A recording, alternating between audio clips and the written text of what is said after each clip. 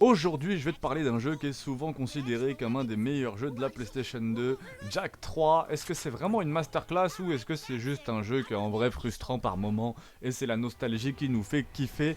Eh bah écoute, bienvenue dans mon test de Jak 3 sorti en 2004 sur PS2, développé par Naughty Dog, qu'on connaîtra plus tard pour Uncharted notamment. Uncharted incroyable, allez voir mon test, mais si vous êtes là, vous connaissez forcément ces jeux-là. Et souvent c'est considéré comme le point culminant de cette trilogie, une très grosse vidéo est sortie dessus sur la trilogie des Jak, vous l'avez sûrement vu. Est-ce que c'est une conclusion parfaite ou un jeu surestimé par la nostalgie? C'est ce que je vous disais. Jak 3 reprend directement après les événements du 2. Jak, exilé dans le désert, va devoir survivre, évoluer, et puis accessoirement sauver le monde, rien que ça. Le gameplay est plus varié que jamais, le jeu garde les bases de Jak 2, mais ajoute encore plus en variété. Phase de tir, plateforme, véhicule, mission dans le désert, clairement plus riche, mais parfois un peu trop dispersé. Les combats plus nerveux, les combats sont améliorés, plus rapides, plus spectaculaires. Surtout, tu débloques de nouveaux pouvoirs, notamment les formes de Dark et Light Jak. Et ça, c'était vraiment un vrai plus. Cette exploration dans le désert, c'est la grosse nouveauté. Tu peux l'explorer avec des véhicules et ça donne une belle sensation de liberté. Mais malheureusement, il est assez vide et les missions peuvent devenir très répétitives. Et ça, c'est triste.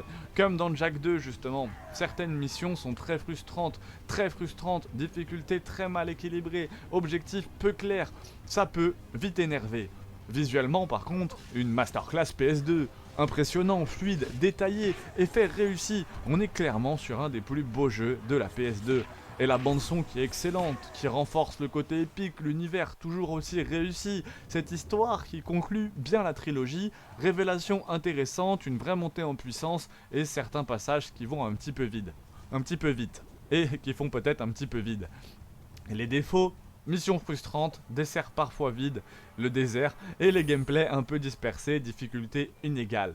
Par contre, Jak 3, en verdict, c'est un très bon jeu. Gameplay varié, pouvoir intéressant, graphisme impressionnant, conclusion solide. Ce qui est dommage, c'est cette frustration dans certaines missions et cette structure parfois déséquilibrée de ce jeu, qui était un peu la concurrence de Ratchet & Clank sur cette époque PS2. Moi j'étais plus Ratchet & Clank, avec Ratchet & Clank 3, Ratchet & Clank Gladiator, c'était plus les jeux qu'on m'avait offerts. Et voilà, Jak c'était un peu différent, mais j'avais bien aimé, je sais plus si c'était le Jak 2 il me semble en ville, où j'ai quand même de très bons souvenirs dessus. Mais voilà, c'est la concurrence et aujourd'hui ça a l'air d'être disponible sur PS5, d'où le gameplay que je vous montre à l'écran. Donc n'hésitez pas, parce que est-ce que ça vaut le coup aujourd'hui? Eh bah oui, sans hésiter, prépare-toi à rager un peu, mais au final Jak 3 ça reste une conclusion ambitieuse.